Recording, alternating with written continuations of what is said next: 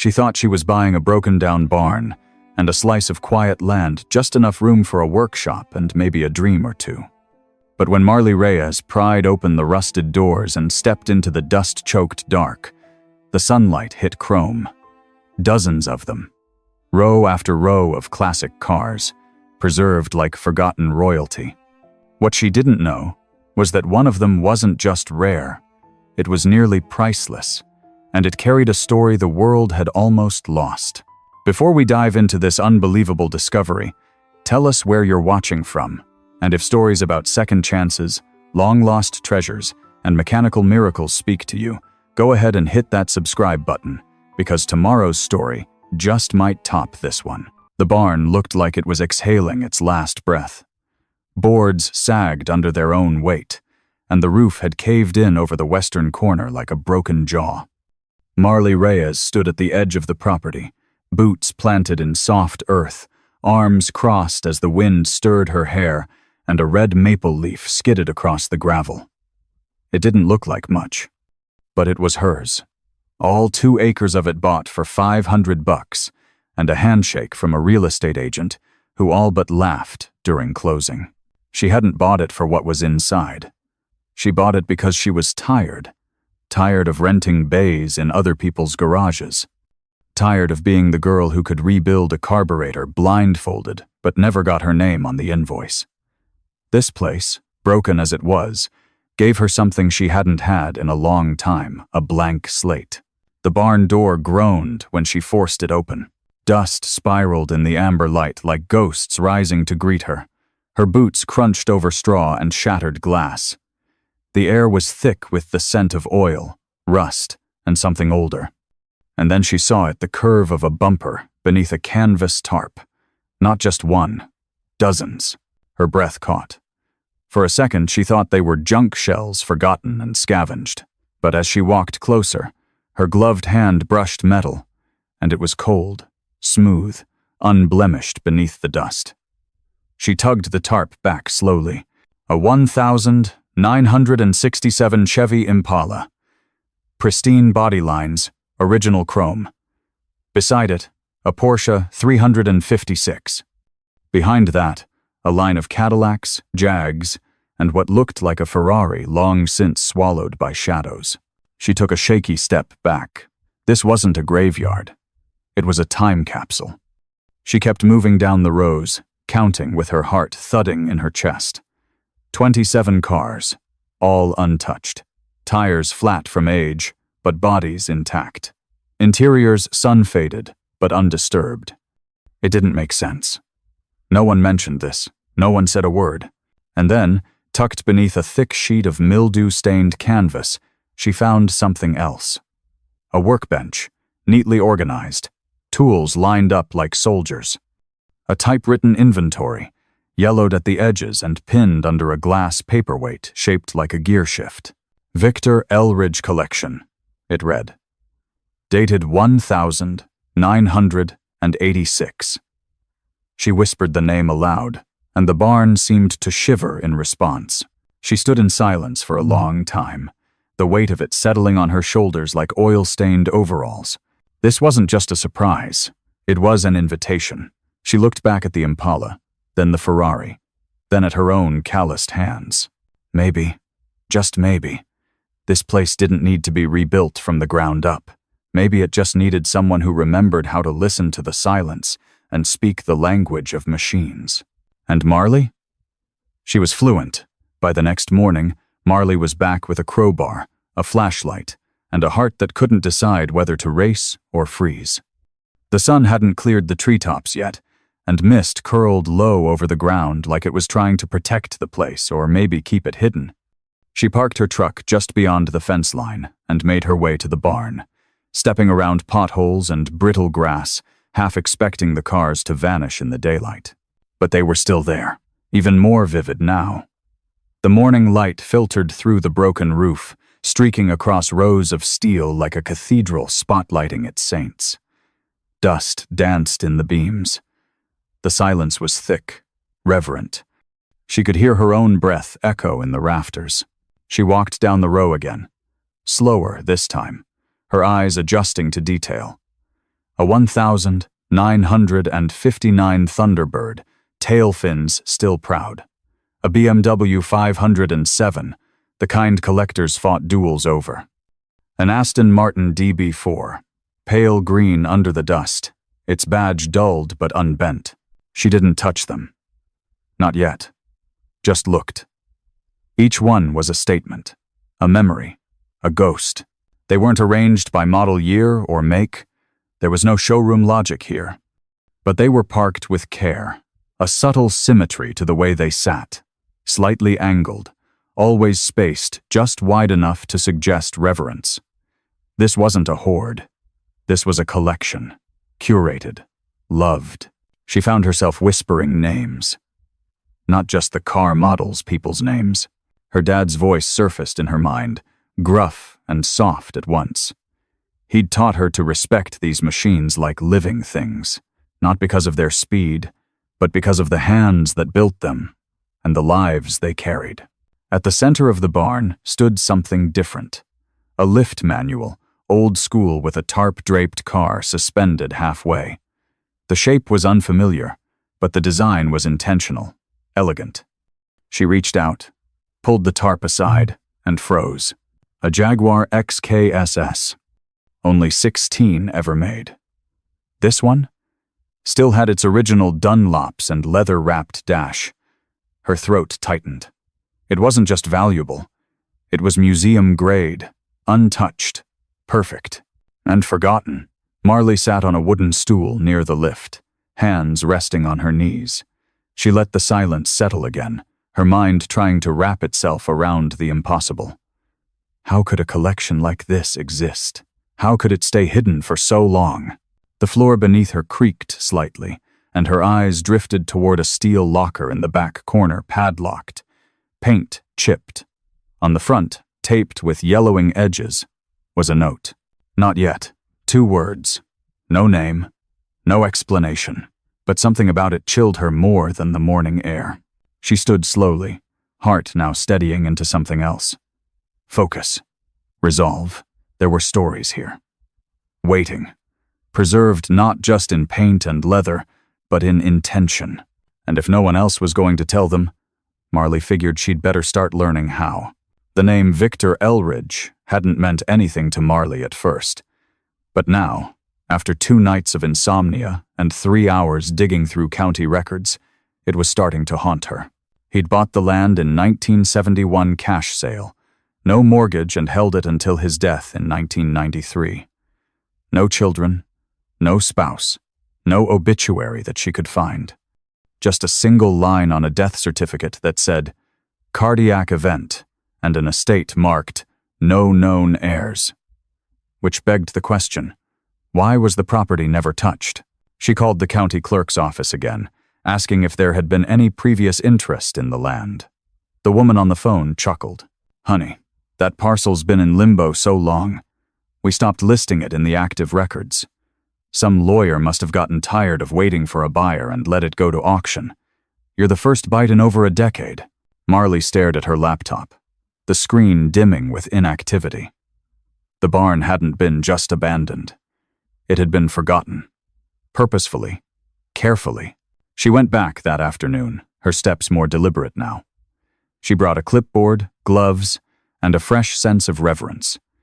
Every car she catalogued felt like a breadcrumb, a clue. On the windshield of a 1965 Alfa Romeo Spider, someone had written in marker, fuel pump replaced, 7 divided by 86 volts, E, a yellow post-it inside a Maserati glove box. Replaced coil, engine cranks fine, need battery, V, E. Even the locker in the back had faint initials scratched into the hinge. V, E. He'd been here. All of it was his. But why hide it? She sat on the concrete floor, back against the fender of an old Buick Riviera, and opened her notebook.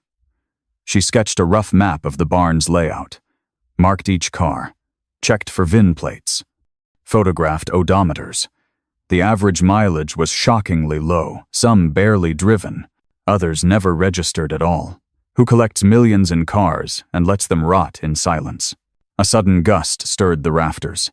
A sheet of paper fluttered loose from the workbench and landed at her feet. Marley picked it up gently. It was a receipt, handwritten, dated the 9th of June, 1987, from a private auction in Nevada. Vehicle, 1963, Ferrari 250 GT Lusso. Purchase price, $410,000. Buyer, Victor Elridge. She let out a low whistle. This wasn't just a collector's stash. This was a private museum. One no one ever visited. A shadow crossed the barn door. Marley stood, heart lurching, but it was just a neighbor, an older man in overalls and a Braves cap. He introduced himself as Hank, lived down the road. Figured someone finally bought this place, he said, peering in. Haven't seen it open since. Hell, 94 maybe. You find anything good? Marley hesitated, then nodded slowly. Yeah, she said. I think I did. He paused, adjusting his cap. If you found Victor's stash, you've got one hell of a story on your hands. She raised an eyebrow. You knew him? Hank nodded. Everyone did, but no one really knew him. Hank didn't stay long. Just long enough to pass along a few names, folks who might remember Victor Elridge better than he did. Try Earl down at the feed store, he'd said. And Miss Raylene at the library, she dated him once, way back. Then he tipped his cap and disappeared down the gravel path like a ghost fading into daylight. Marley stayed in the barn. Something in her had shifted since uncovering the cars. It was no longer just discovery. It was stewardship. These machines weren't just metal and rubber. They were echoes of decisions, dreams, maybe even regrets. And now they were hers to wake up or leave sleeping. She picked the Ferrari 250 GT Lusso as her first project. It wasn't the rarest, but something about the curve of its body pulled at her, like the car had posture, like it was proud. She cleared space around it, laid a tarp, and rolled out her tool cart. She didn't have power in the barn yet, just extension cords snaked from her truck's generator. But it was enough. The car's leather interior had hardened with time, cracked like old paint. The chrome knobs were fogged, but unbroken. She pried open the glove box, half expecting mouse nests. Instead, she found a folded letter tucked behind the manual. Her hands paused. The envelope was sealed, paper thick, yellowed. On the front, in looping ink, to whoever finds this collection. If you understand what you're looking at, read on. She sat cross-legged on the tarp and opened it, the paper delicate between her fingers. I don't know if you're a thief, a restorer, or just someone with better luck than me, but if you're reading this, then you've opened the barn, and you've seen what I left behind. I built this collection with more heart than sense. Every dollar I had went into it. I didn't do it for fame. I didn't even do it for profit. I did it because machines made more sense to me than people ever did. I tried to give them a home, a quiet place. I never found the person to pass them to while I was living. Maybe I have now. If you're willing to carry it forward, not just the engines, but the meaning, then do it. But if you're just here to cash out, I ask one thing. Leave the Daytona where it is. That one stays. That one matters. You'll know it when you see it. Victor Elridge. Marley read the letter twice. Then, a third time. The barn felt heavier after that. Like the cars were watching her now, waiting to see what she'd do. She looked at the Ferrari, at its cracked seats and dormant engine. Her hands itched for a wrench, for a cloth, for something to do. So she started. She wiped down the dash first, slow and careful. Then she cleaned the chrome trim. She worked in silence. No music, no podcast, just the sound of breath, cloth on leather, and the low hum of ghosts remembering their way home. The Ferrari took nearly a week to clean, inspect, and wake. Marley worked in long, quiet stretches, careful not to rush the process.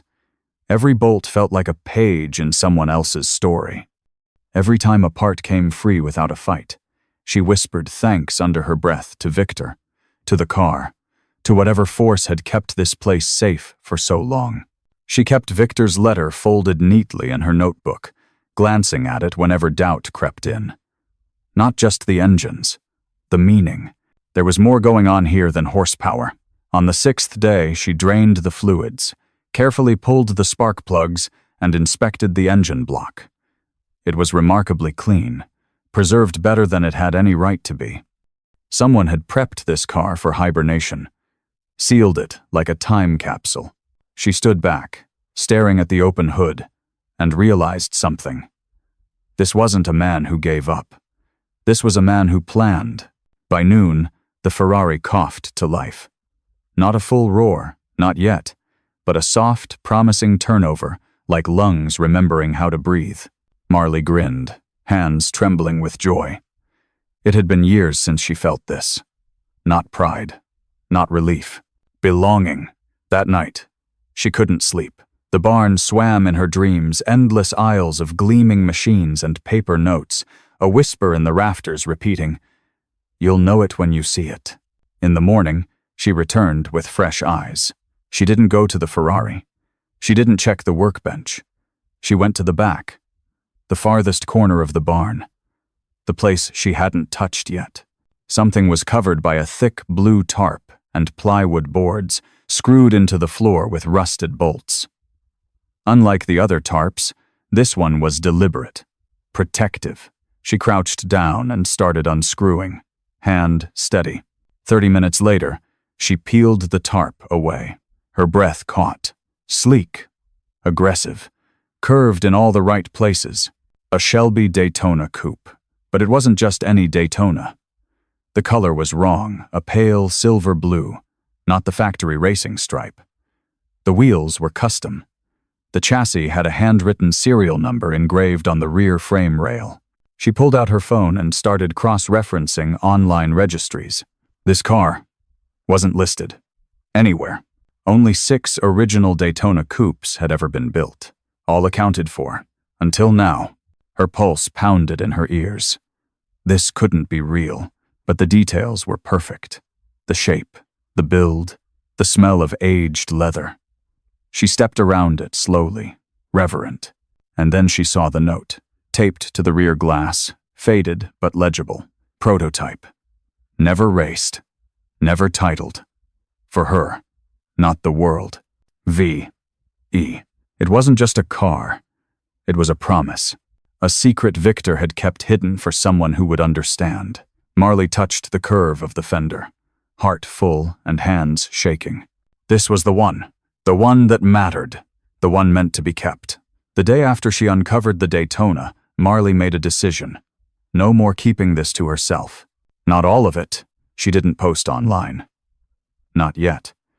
But she did drive down to the diner off Route 9 and asked if anyone there remembered Victor Elridge.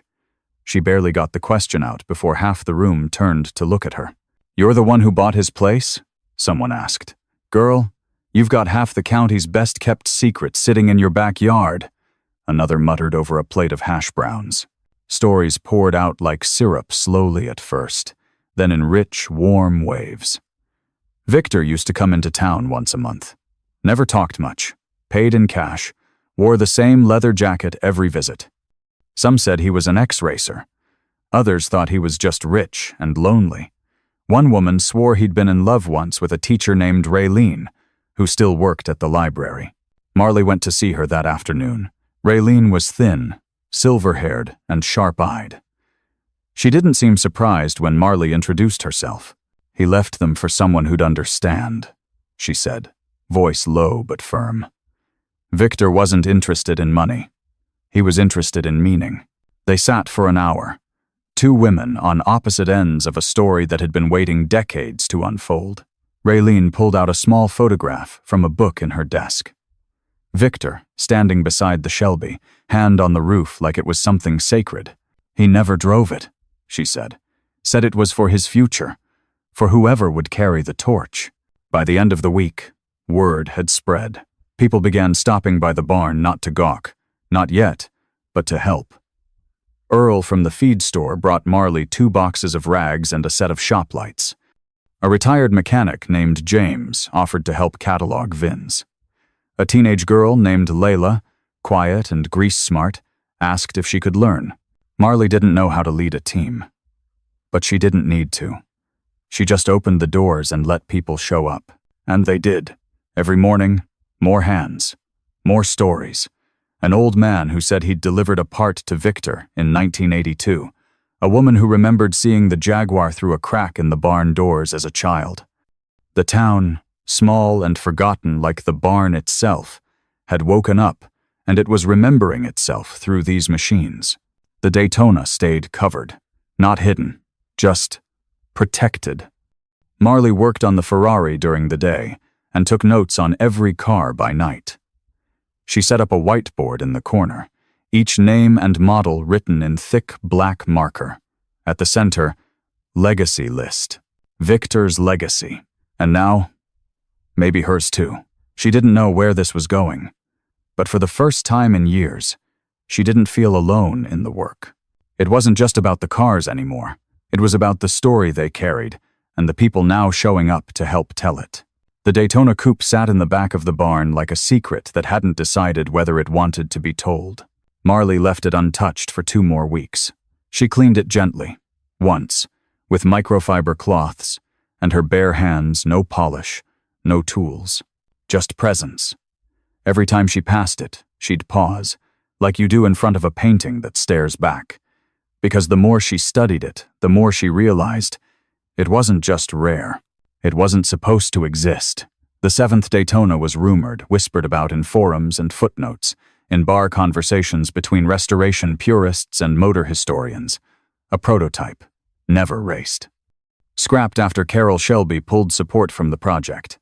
There were vague mentions in old registry files, a blurred photo in a magazine from 1966, but nothing conclusive, nothing provable. Until now, Marley crawled under the chassis and found it. A hand-stamped serial number that didn't match any public records. No DMV filings, no insurance tags, no auction history. It was invisible to the world, but real enough to touch. She took photos. Lots of them. VIN, engine bay, interior, every curve and rivet. She cross-referenced parts with known specs, emailed quietly to a friend in California who ran a vintage performance garage. His reply came in the middle of the night. "If this is real, you're sitting on something worth millions." She didn't respond right away. "What do you even say to that?" She stared at the car in the dark. The silver-blue paint soft under the moonlight cutting through a hole in the roof. And she wondered, was this what Victor meant when he wrote, "She stays"? Not just because of the car's value, but because it was a chapter of history no one else had finished writing. She taped the letter from Victor beside the workbench, not framed, not hidden, just visible. A reminder, for her, not the world. Why Louvery? And she understood now. This car wasn't a trophy. It was a trust. The next day, an appraiser showed up uninvited. Some whisper from town had made its way to the city, and then to someone's inbox, and then to a man in a Porsche Cayenne with an embroidered polo and clipboard. Marley met him at the gate.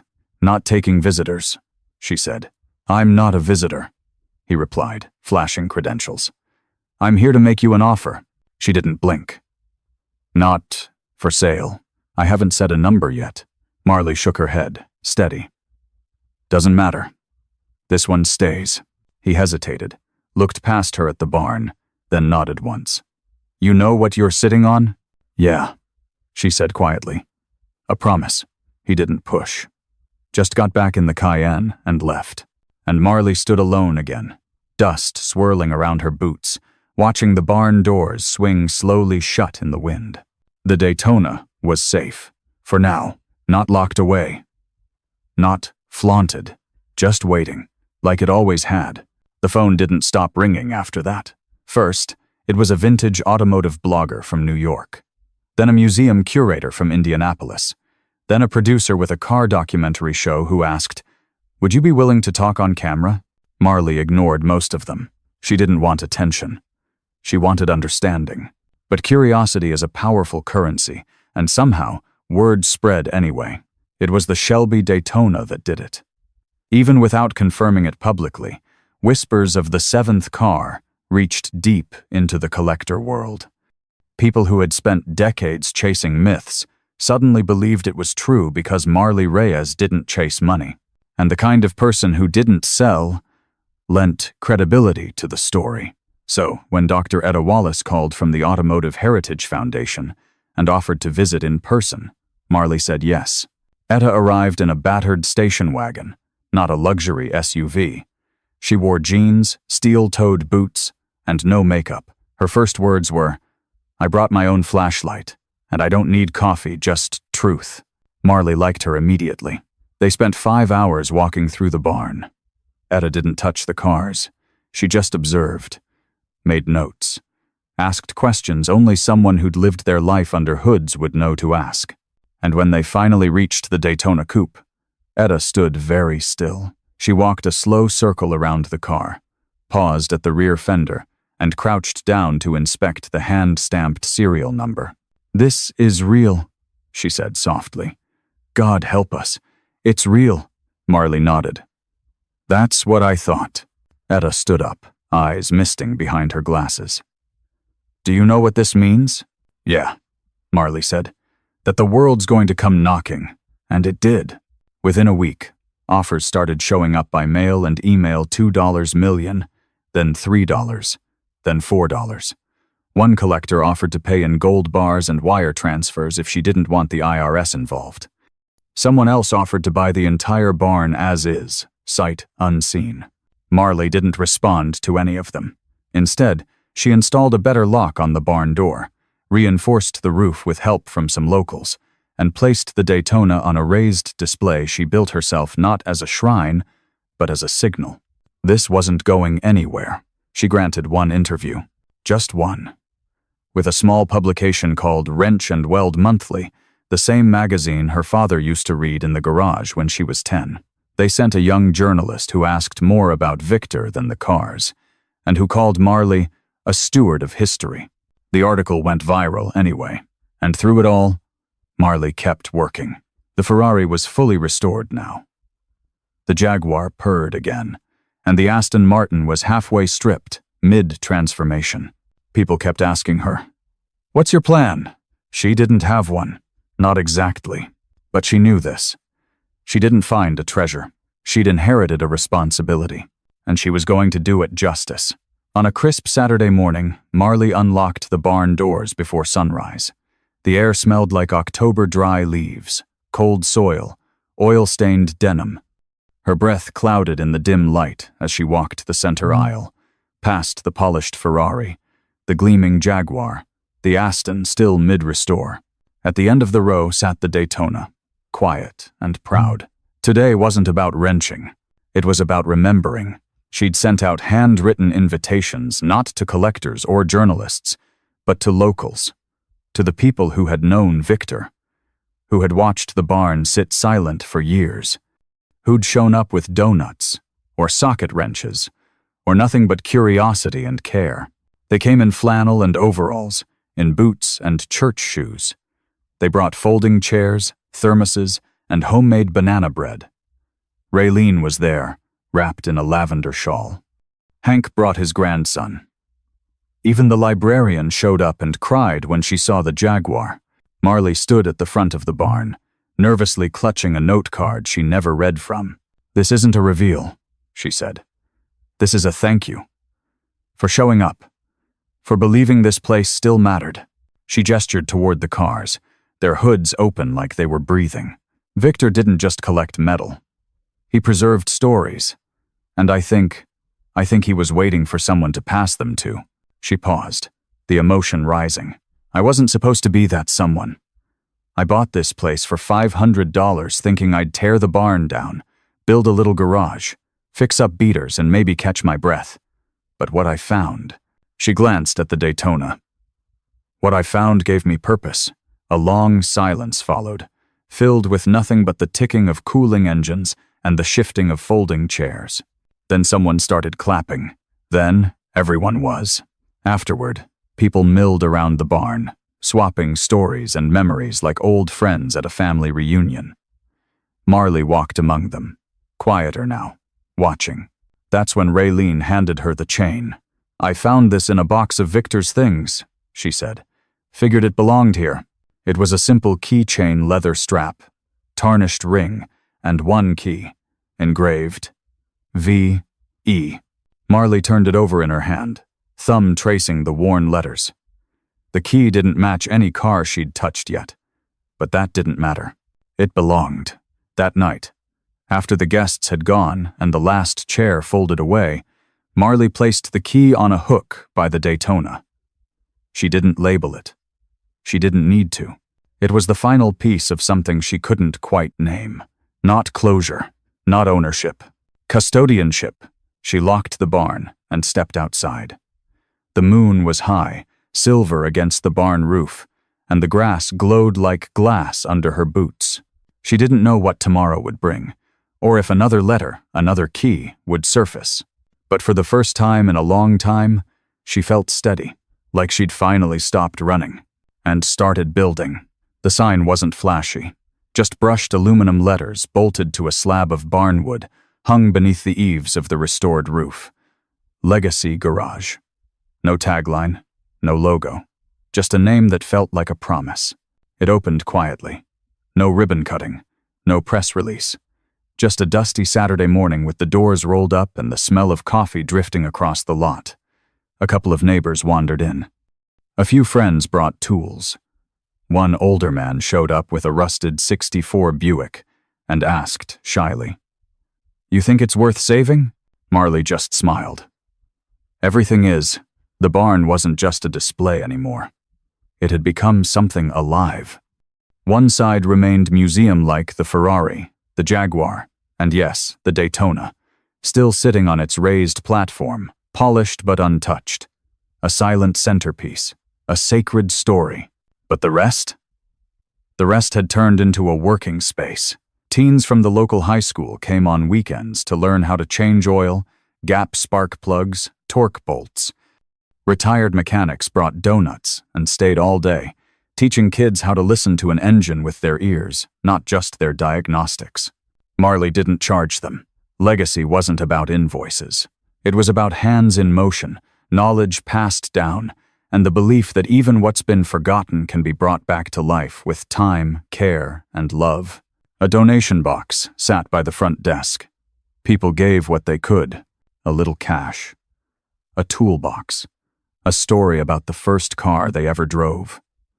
Some days, Marley thought she should be struggling, no business plan, no funding, no steady stream of clients. But the work never stopped, and the barn never felt empty. One day, a man in a pressed suit came back, the same one who'd once tried to buy the Daytona. He didn't speak this time, just walked the rows, quietly taking it all in. Before he left, he placed a small envelope on the front desk and nodded toward Marley. Inside was a handwritten note. "You were right. This is more than a car. Keep going." Attached was a check, generous, but unsigned. No strings. She never cashed it. Instead, she pinned the note to the corkboard beside Victor's letter. Because that's what this place had become, a living archive. A space for machines, yes, but more than that. A home for legacies. Victor's, Raylene's, the town's, even hers. Marley stood at the barn doors that evening, watching the sun sink behind the trees. The chrome caught the light just right, and the air smelled like grease and sawdust and something close to peace. The Daytona sat behind her, silent, but she knew somehow that Victor would have approved. Not because she kept it locked away, but because she made it matter. And for the first time in her life, Marley Reyes didn't feel like someone rebuilding from scraps. She felt like a builder of futures. And the road ahead? It was just beginning.